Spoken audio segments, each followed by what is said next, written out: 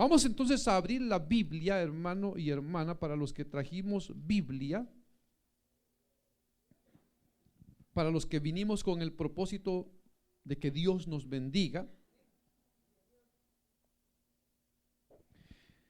Capítulo 27, versículo número 62. Vamos a leer, vamos a compartir la palabra de Dios.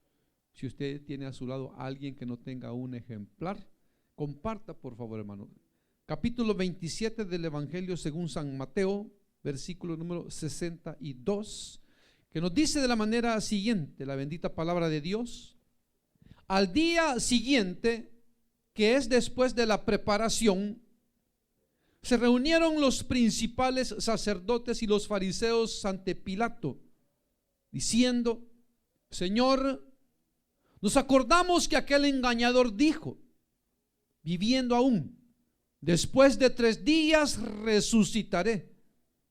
Manda pues que se asegure el sepulcro hasta el 3er día, no sea que vengan sus discípulos de noche y lo hurten y digan al pueblo: resucitó de entre los muertos, y será el postrer error peor que el primero. Y Pilato les dijo: ahí tenéis una guardia, id, aseguradlo como sabéis. Entonces ellos fueron y aseguraron el sepulcro, sellando la piedra y poniendo la guardia. Amén. Hasta ahí dejamos la porción. Pueden tomar su asiento, por favor.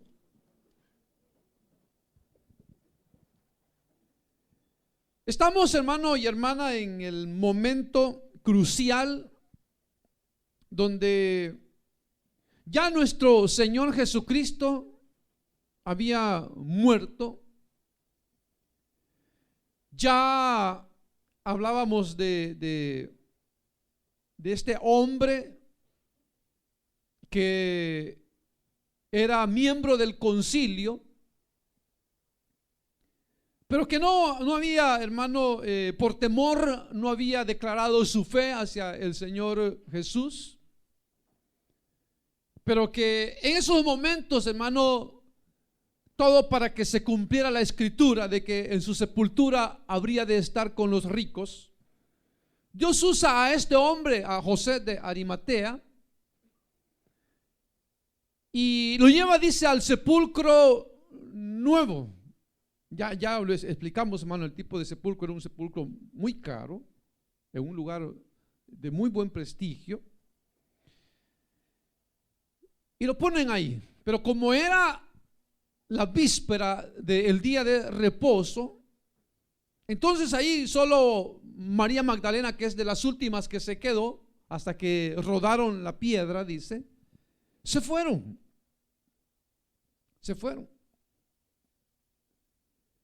Y ahora, hermano, en esta porción que hemos leído, reaparecen los fariseos.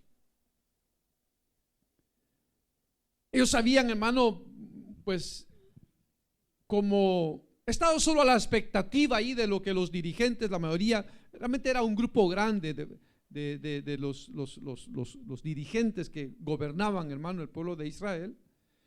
Pero hoy va un grupo de estos a la casa, al palacio de Pilato, para, hermano, solicitarle algo. Ahora, si usted ve, hermano, ellos estaban amedrentados, bueno, afligidos. Habían escuchado las enseñanzas del Señor Jesús, y en esas enseñanzas el Señor había hablado de que Él iba a resucitar. No es que, hermano, estos religiosos creyeran que el Señor iba a resucitar verdaderamente, sino que ellos pensaban eso, lo que ellos dicen ahí, ¿verdad? Que podían venir sus discípulos, robar el cuerpo y decir: ya ven, resucitó como Él dijo.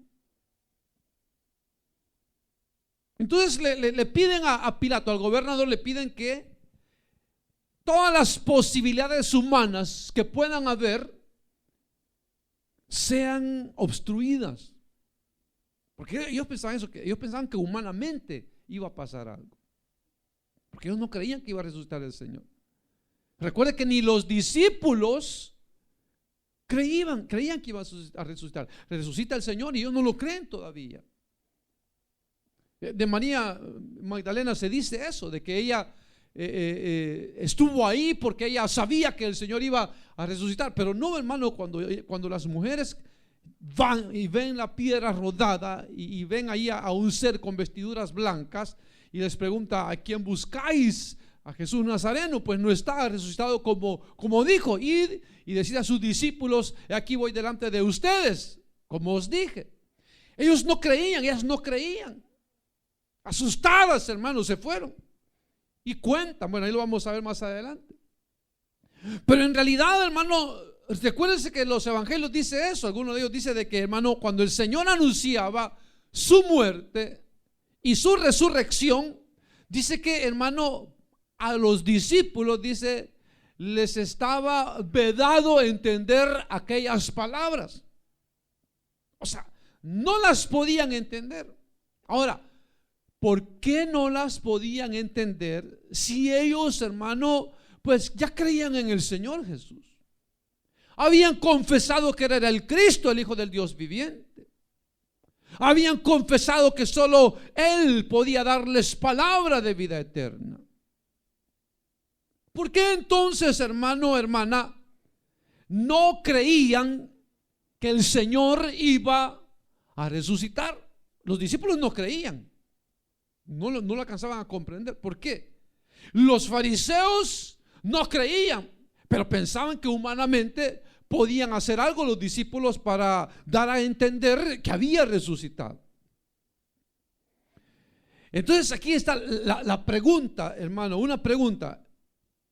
¿Por qué no entendían los discípulos si habían visto sus milagros? Habían escuchado sus enseñanzas.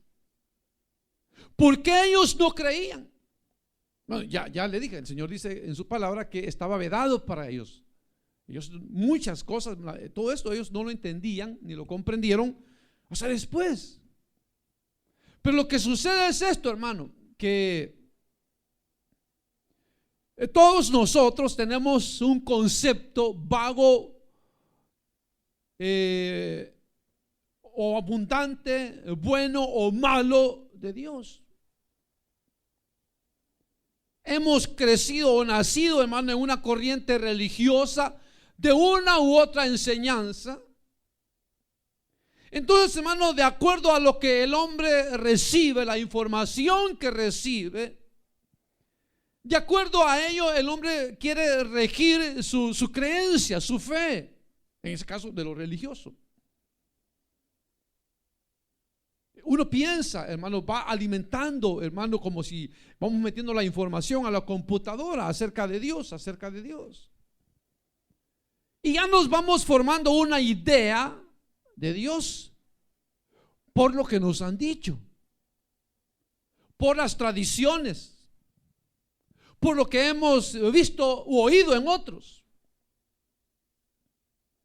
Pero es muy diferente, hermano, cuando la persona de sí misma anhela realmente saber de Dios.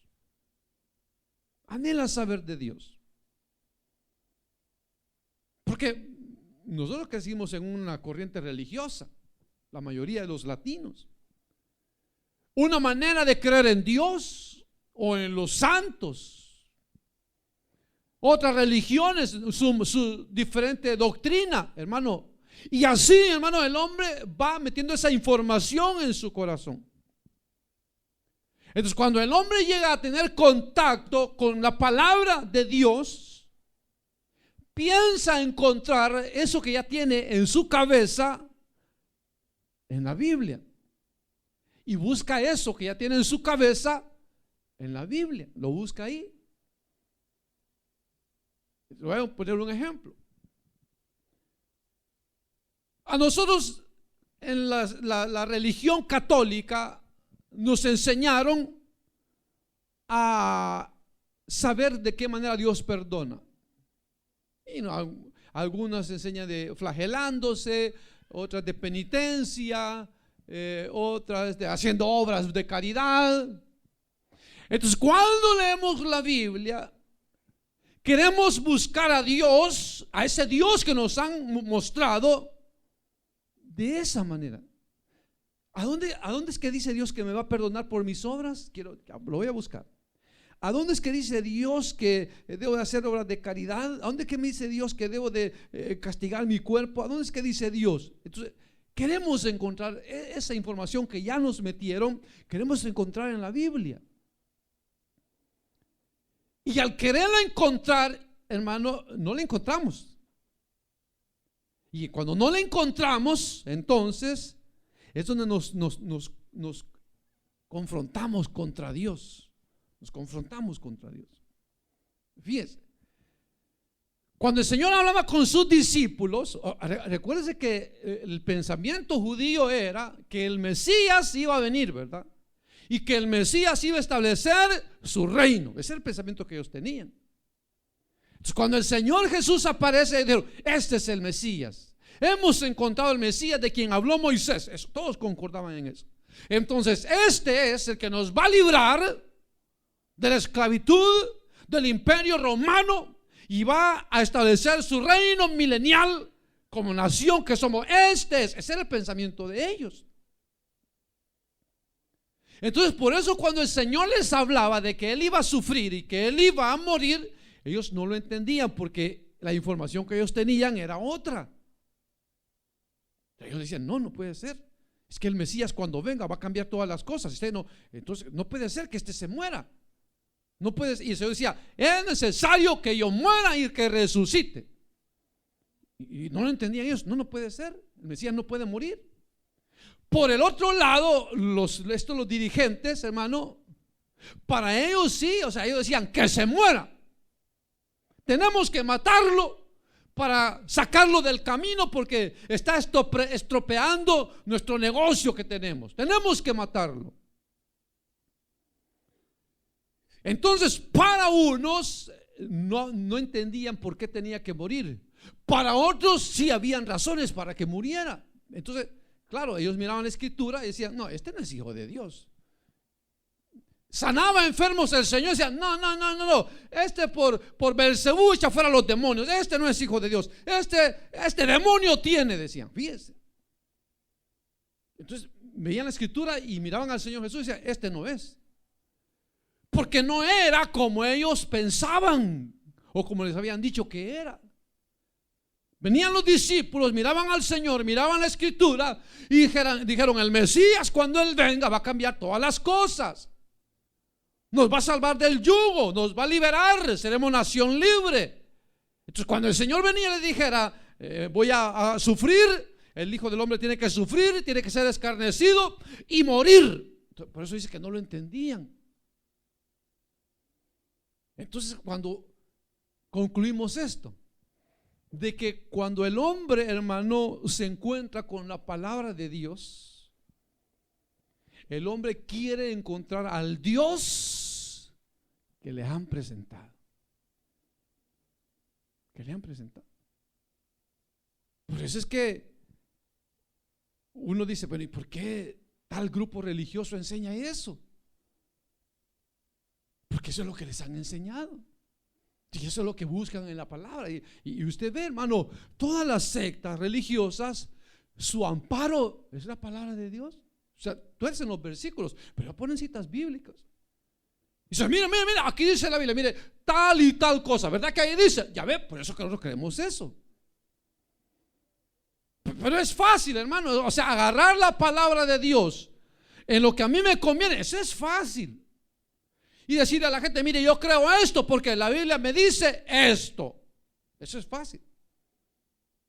Pero sacamos de contexto, hermano, la escritura.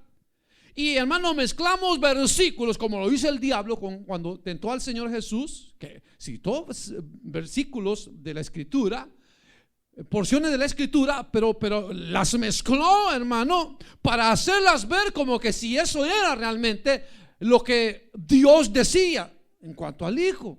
Por eso digo, cuando el diablo llega, le dice: no, mira, Dios dice en su palabra que si te tiras mandará ángeles para que te guarden. La palabra de Dios dice eso, pero no en cuanto a tentar al Señor.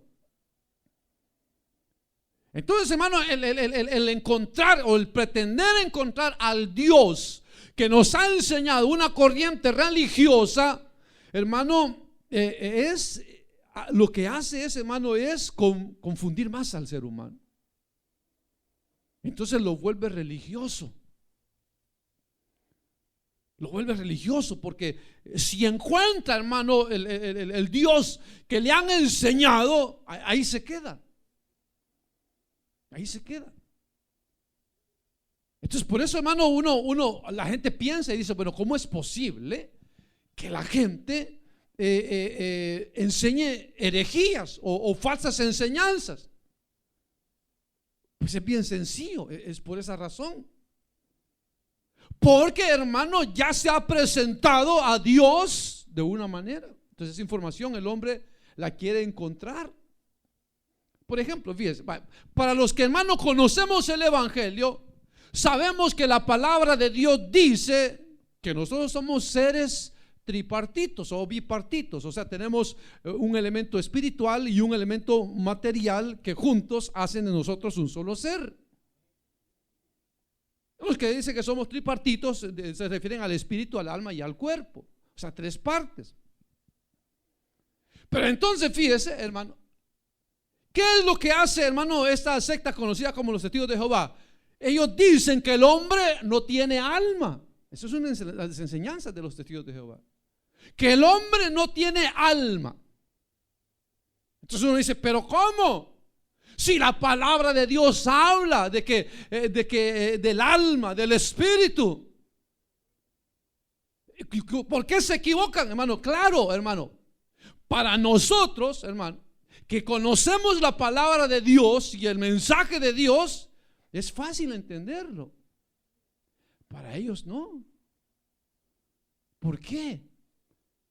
Primero, como le digo, porque primero esos pobrecitos, lo que primero los hacen es leer revistas, ¿verdad? Las vamos a talar y que lea esto y que lea esto y que lea. Entonces le meten la idea. Cuando ya le han metido la idea, ahora lea las escrituras, que es otra versión amañada, hermano, en favor de ellos.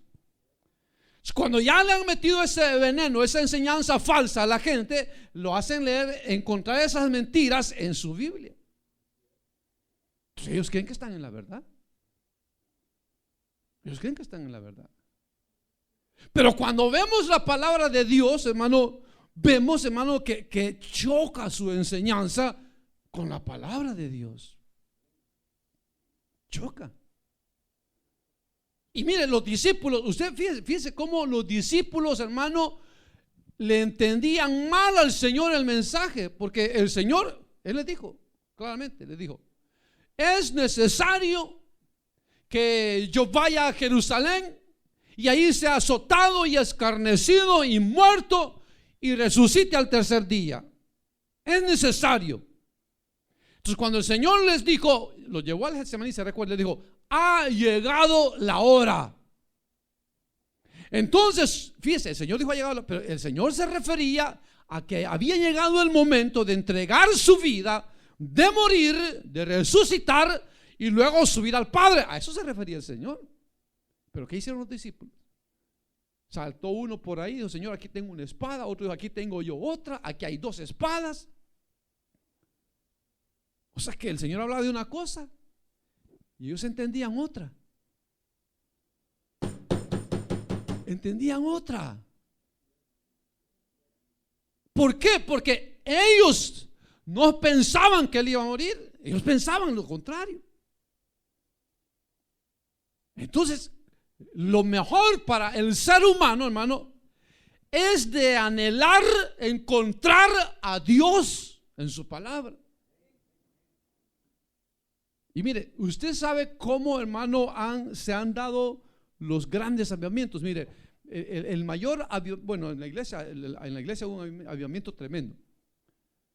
Pero el avivamiento más reciente que ha habido, y grande avivamiento, hermano, es el que se conoce, hermano, como el inicio del protestantismo. Entonces, ¿Sabe usted cómo nació, hermano, este movimiento? Que es de donde salieron las iglesias protestantes y de donde, hermano, en un futuro salió lo que es hoy la iglesia evangélica. Nació, hermano, del deseo de un hombre de querer encontrar a Dios. Y que cuando él se dispuso a buscar a Dios, hizo a un lado todo lo que le habían metido aquí. Se llamaba Martín Lutero. Entonces, fíjese, le voy a contar así. Usted puede leer la biografía de Martín Lutero, ahí la tenemos en la mesa de los libros. Ahí está, biografía de Martín Lutero. Entonces, hermano, este hombre era un hombre, hermano, que desde pequeño tuvo la necesidad, sintió en su corazón la necesidad de Dios. Se hizo monje, se hizo sacerdote, ofició misa. A los 24 años ya tenía un maestrado. Luego sacó un doctorado. Sacó un doctorado en teología, hermano. Pero óigalo, sin haber leído la Biblia. Sin haberla leído. Es más, ni tenía una Biblia. Entonces, ¿cómo es posible que un hombre pueda recibir, hermano, una maestría o un doctorado en una materia que desconoce? Entonces la gente dice, dice, los sacerdotes estudian mucho. Claro que estudian mucho. Estudian muchos libros, pero no estudian la Biblia. Entonces llegan a ser, hermano, doctores, llegan a ser, hermano, maestros, a tener su maestría sin conocer la palabra. Hay otros, hermano, que la palabra aparentemente la conocen, pero no la conocen, porque la usan solamente para engañar. Entonces este Martín Lutero, hermano, con su maestría, con su doctorado, siendo sacerdote, oficiando misa, él no era feliz. Él dijo, no soy feliz. Hay un vacío en mí que no me llena nada. Entonces uno de sus maestros, teniendo compasión de él, le dijo, veo que no eres feliz. Y entonces viene y le regaló una Biblia. Y le dijo, te la recomiendo, léela. Y dice, si es lo que estaba esperando yo, dice, cuando a mí me dijeron que era la palabra de Dios, dice él, yo comencé a devorarla y a devorarla. Porque él se había dado cuenta, hermano, que aquella información que le habían metido no había sabido saciar la sed de su corazón. Y cuando él comienza a leer la palabra de Dios, se encuentra todo. Allá decían que para ser salvo había que hacer obras, y esto y lo otro. Y él se encuentra en la palabra de Dios que dice que el hombre es salvo por fe y por gracia. Y le habían presentado a un Dios airado, a un Dios dispuesto a derramar su ira. Y aquí encuentra en la palabra un Dios de amor. Y él dice, Dios mío, este es otro Dios que el que me habían presentado. Y encuentra a Dios. Y ahí surge el protestantismo. Cuando él dice, mentira, son unos mentirosos. Y entonces saca 91 o 99 tesis o puntos que contradecían al catolicismo romano. Entonces le digo, aquí está. Este es lo que hoy creo que es el cristianismo. Si me pueden rebatir, aquí está. Y las clavó ahí en el castillo de Wittenberg. Ahí las clavó. ¡Pum! Refútenlas, dijo. Y no pudieron. Y es así como surgen las iglesias protestantes y aquel avivamiento, surgen las iglesias evangélicas, hermano, y es así como se disemina el evangelio. ¿Qué queremos decir con esto, con esta historia, hermano? Que cuando leemos la palabra de Dios, no tenemos que leerla con prejuicios religiosos que nos hayan enseñado, sino que tenemos, hermano, que encomendar nuestra alma a Dios y decirle: Padre bueno, muéstrate a mí. Muéstrate en tu palabra, muéstrate a mí, por favor, Padre bueno. Ten misericordia de mí y enséñame de tu amor, de tu verdad. Y Dios, que es bueno, lo va a hacer. Por esa razón es que los discípulos no creían, no les cabía que Él resucitara, porque no tenían esa información. La información que ellos tenían era que cuando el Mesías viniera, iba a hacer cosas diferentes. Por eso usted ve, lo vamos a ver más adelante, el Señor resucita y se aparece, y algunos no creen todavía. Algunos no creen. Y se apareció a aquellos que iban camino a Emaús, dice San Lucas.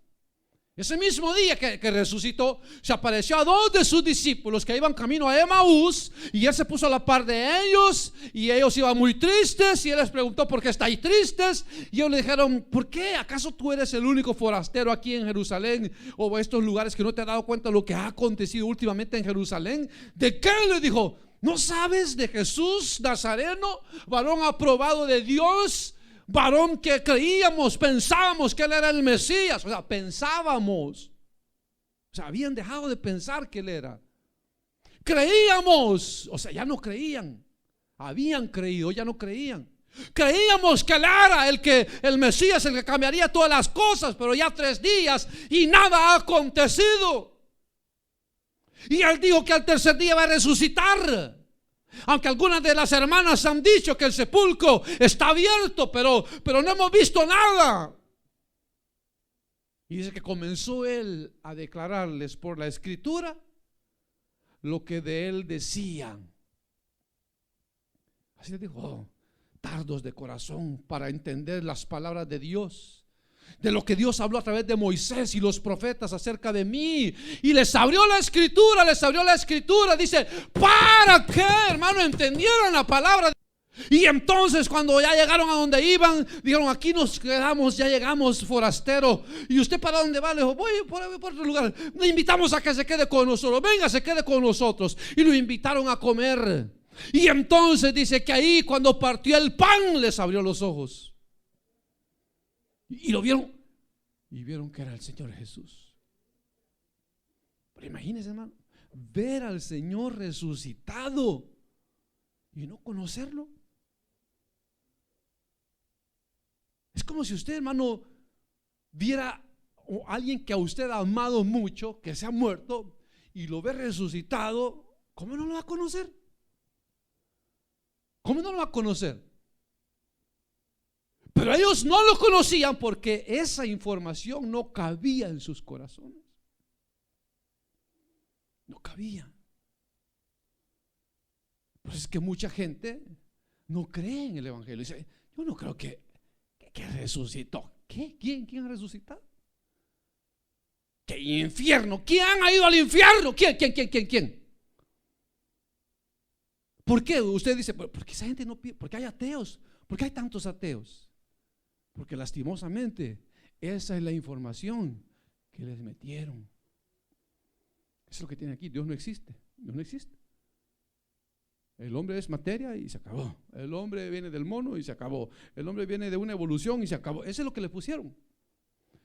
Entonces, cuando leen la Biblia y no dice eso que ellos creen, entonces no creen en Dios. No, dice: Dios no existe. Esa es mentira. La Biblia aguantó con lo que le pusieron. Le pusieron lo que quisieron y aguantó. Yo no creo que esa es la palabra de Dios. Fíjese, hermano. Cuando el mismo Señor dijo: escudriñad las Escrituras, porque ellas dan testimonio de mí, y a vosotros os parece que en ellas tenéis la vida eterna. ¿Verdad, hermano? Eso dice el Señor en su palabra. Pero entonces, ¿por qué nos dejamos llevar por la información que una organización religiosa da? ¿Por qué? ¿Por qué nos dejamos llevar? Hermano, solamente por cuestiones de cultura. ¿Por qué? Si de verdad, hermano, queremos buscar y encontrar a Dios, tratemos, hermano, de quitarnos esos prejuicios, esa información, y dígame: Dios mío, muéstrate a mi vida. Porque mira, a sus discípulos el Señor les dijo claramente: mire, les voy a dar una señal.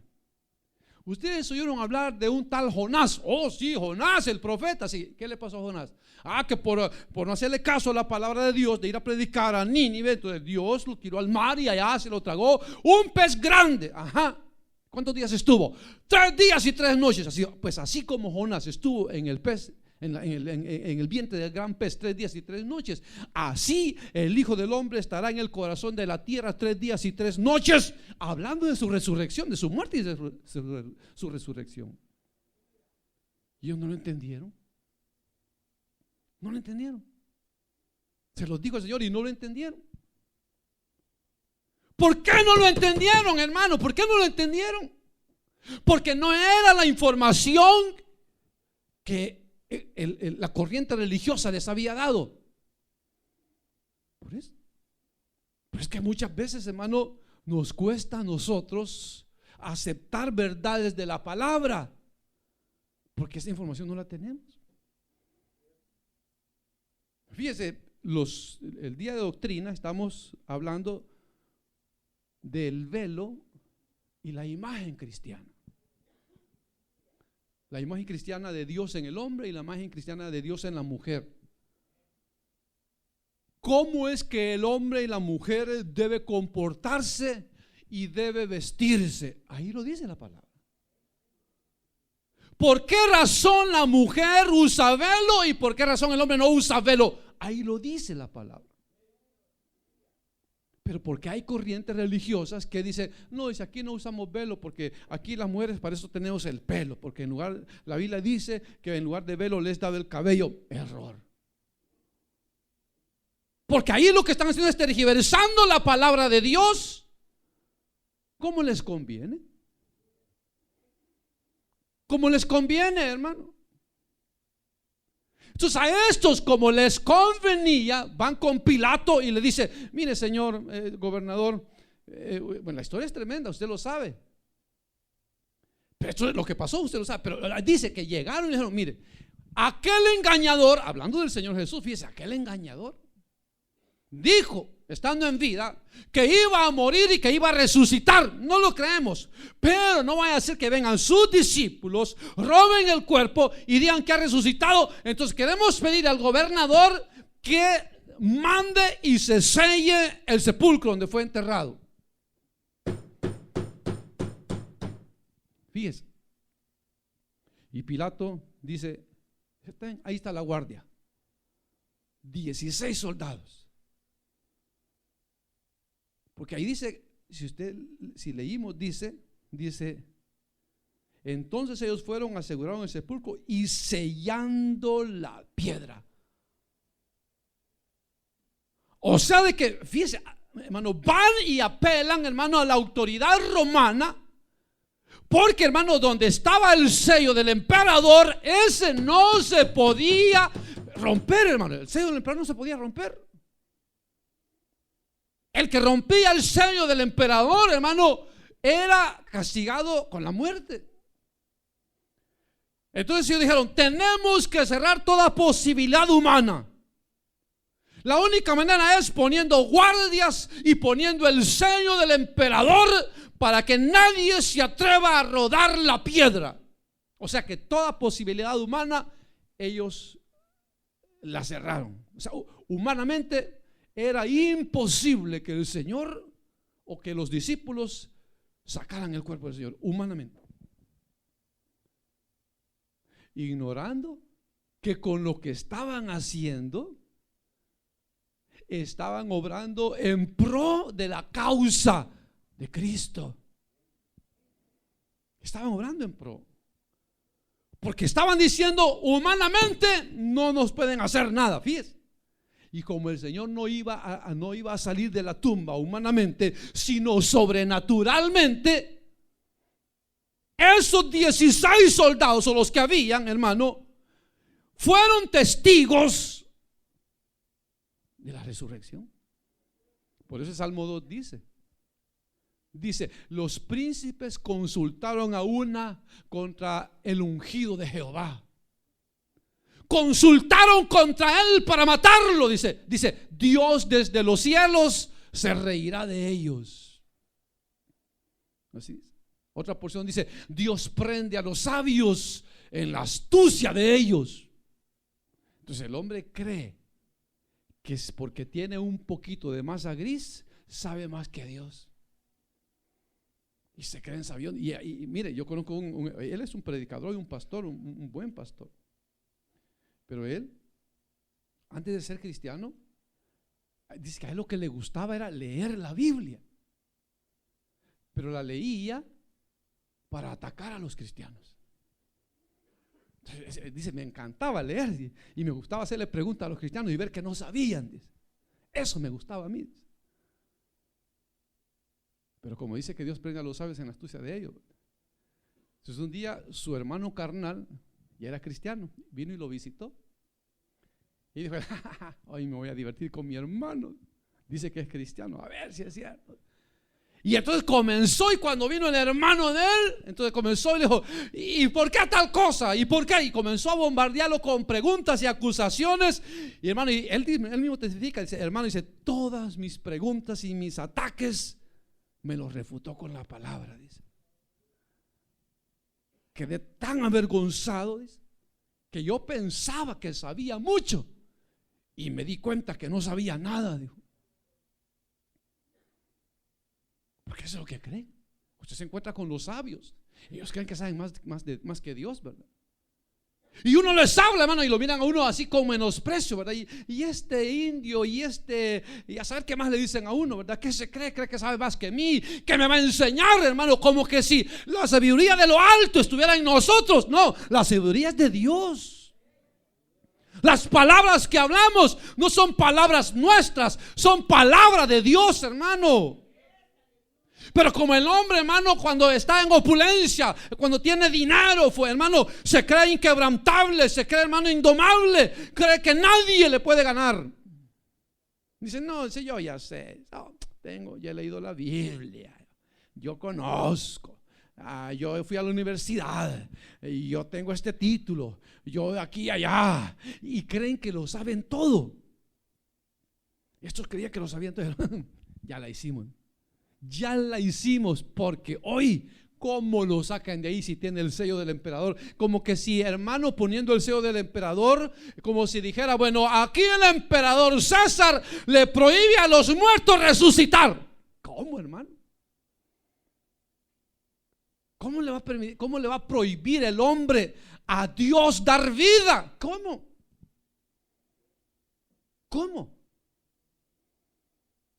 Es como dicen, hermano, en El Salvador dicen que ya están prohibiendo el predicar la palabra de Dios en las plazas. Ya no quieren que se predique la palabra de Dios en las plazas. Ya no quieren, a saber. Y quieren tener control, a saber, pero una cosa sí sé yo, que a la iglesia no la van a detener. Porque aunque nos quiten los locales, aunque nos quiten predicar la palabra de Dios, no lo vamos a dejar de hacer. La iglesia no puede parar solamente por las amenazas de un hombre, como a los discípulos, ¿verdad, hermano? Los golpeaban y les dijeron, no queremos que anden hablando y regando esa doctrina. No queremos, y les dieron duro. No queremos, ya van a ver. Si siguen haciéndolo, ya van a ver. Y entonces los andaban, hermano, persiguiendo y lo otro, y los encarcelaban cuando los miraban predicando. Y entonces un hombre sabio del concilio, venerado del pueblo, que se llamaba Gamaliel, le dijo, miren, hermanos, miren, oigan, hermanos, oigan, por favor, le dijo, oigan, le dijo, miren, tengan cuidado lo que están haciendo, porque si este movimiento es de los hombres, va a perecer. ¿Se recuerdan del tal Teudas? ¿Se recuerdan? Le seguían como 400 hombres, lo mataron y se acabó el movimiento. ¿Se recuerdan del Galileo aquel que se levantó? Se murió él, se acabó el movimiento. Si este movimiento es de los hombres, igual va a perecer. Pero si es de Dios, les dijo, tengan cuidado, porque si es de Dios, están peleando contra Dios y a Dios nadie le ha ganado. Porque el hombre, eso quiere denigrar el evangelio, hermano, quiere destruirlo. Yo leí la historia, ¿se recuerdan de la historia de, hermano, del pueblo de Dios que se narra allá en el libro de Esther? ¿Se recuerda usted? Si no, léala. Ahí habla la historia, hermano, cuenta la historia del pueblo de Israel, hermano. Que un enemigo del pueblo de Israel se levantó para, hermano, destruirlos. Y claro, como estaba en la presencia del rey, era uno de los dirigentes más altos del rey. Entonces le dijo: rey, vengo a proponerle algo, rey. Vamos a tasar dinero para el agrario del rey, para el rey mismo, pero que se edicte una orden que diga que este pueblo, que es un pueblo que no sirve para nada, sea destruido. Y entonces el rey sella, hermano, el edicto, hermano, y para día, fecha y hora está, hermano, la exterminación de los judíos. Naamán era el nombre. Amán era el nombre. Y entonces, hermano, ahí estaba Esther. Acababa de ganar el concurso de Miss Universo. Sí, porque acuérdense que era un imperio mundial. Y entonces el rey tenía las mujeres más bellas del universo. Y entonces, como acuérdense que la reina Basti se rebeló contra el rey y lo hizo quedar mal al rey, entonces los consejeros le dijeron: no, rey, esta mujer no puede humillarlo, hay que quitarla de reina. Y la quitó. Y dijo: ahora hágase de una reina hermosa, humilde y sencilla. Y trajeron, hermano, a las mujeres más hermosas. Y entre ellas estaba Esther. Ahí estaba Esther. Y que gana Esther y la hacen reina. Y Mardoqueo, que era el primo tío de Esther, al oír el edicto que Amán había, hermano, hecho al rey sellar, se sentó sobre un saco de cilicio en ayuno y oración a la puerta de la casa del palacio, y le hicieron saber a Esther: Mardoqueo está sin ropa, tirado en un saco de cilicio. ¿Y qué tiene? Dijo: no sabemos, vayan y pregúntenle. Y le dijeron: díganle a Esther que si no sabe, que para el día, fecha y hora está firmada por el rey la exterminación de los judíos. Y díganle a Esther que no piense que por estar en el palacio se va a librar, porque Dios, así le dijo, Dios, de algún lugar Dios traerá liberación para su pueblo. Y quién sabe, díganle a Esther, quién sabe, Esther, si para esta hora has llegado al trono para salvar a tu pueblo. Y entonces cuando le dijeron eso a Esther, dijo: es mi pueblo, son mis hermanos, ¿cómo los van a exterminar? Y entonces le mandó a decir: proclamen ayuno y oración por 3 días. Yo voy a hacer lo mismo con mis doncellas y me voy a presentar ante el rey. Y aunque el rey no me haya llamado, porque eso era, si el rey no llamaba a alguien a presentarse delante de él y alguien se presentaba, moría. A menos que cuando esta persona se presentara y el rey le extendiera su cetro, tenía audiencia con el rey. Entonces Esther se pone bien hermosa, se presenta ante el rey, y el rey, cuando la mira, dice: ¿qué quiere mi hermosa princesa, mi reina? ¿Qué quiere? Pídame que hasta la mitad del reino le doy, le dijo. Imagínense. Y Esther le dijo, bueno, hizo ahí un banquete, otro banquete, hasta que al fin le dijo: hay alguien que quiere destruir a mis hermanos los judíos. Yo soy judía, le dijo. Nos quieren exterminar. ¿Quién es? Dijo. Bueno, al fin mataron al Talamán. La misma horca que él había preparado para Mardoqueo, ahí mismo lo ahorcaron a él. Porque mire, hermano, contra Dios nadie puede. Si nosotros pensamos que podemos vivir sin Dios, como dice el Salmo 15, dice el tonto en su corazón: no hay Dios, o sea, no necesito de Dios. Eso dice el tonto en su corazón, que no necesita de Dios.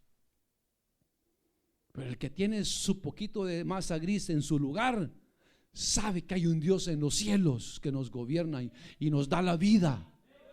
Nos da la vida, hermano. Y lo que somos y lo que tenemos y el conocimiento que tenemos o el poco conocimiento que tenemos, Él nos lo ha dado. Él nos lo ha dado. Y estos pensaron que con que vieran el sello del emperador, ya Dios ya no iba a resucitar. A Dios no lo para ni rey, ni presidente, ni nadie. Así que hermano, hermana, amigo, amiga, si usted cree que puede vivir sin Dios, yo más bien creo que usted está viviendo contra Dios. Porque el Señor dijo claramente: el que no es conmigo, contra mí es. O sea, o estamos con el Señor o estamos en contra de Él. El que conmigo no recoge, dijo el Señor, desparrama. Así que hermano, dígame usted, en la historia de la humanidad, cuál es el imperio, el reino, el rey, los reyes, quiénes son los que le han ganado a Dios? Dígame quiénes son.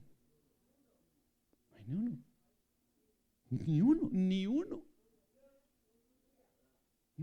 Las grandes potencias. Váyase a la vida secular, váyase a las bibliotecas y averigua ahí del imperio sirio, del imperio griego, del imperio romano. Mire, el imperio romano fue el imperio que, hermano, mire, este dictador de Cuba, Castro, tiene como 70 años en el gobierno, algo así, que parece una eternidad, ¿verdad? El imperio romano gobernó más de 1000 años, hermano. Ni los griegos, nadie pudo, hermano, vencerlo al imperio romano. Y eso es lo que representaban. Eso es lo que representaba. Hablar del imperio romano era hablar, hermano, de la mayor potencia mundial. Ir en contra del imperio romano era ir en contra de la mayor potencia mundial. Pusieron el sello. Ese es el sello del emperador romano. ¡Pau! Nadie puede abrir esta puerta, dijo. Y dijo Dios, como dice el Salmo 2, Salmo 22.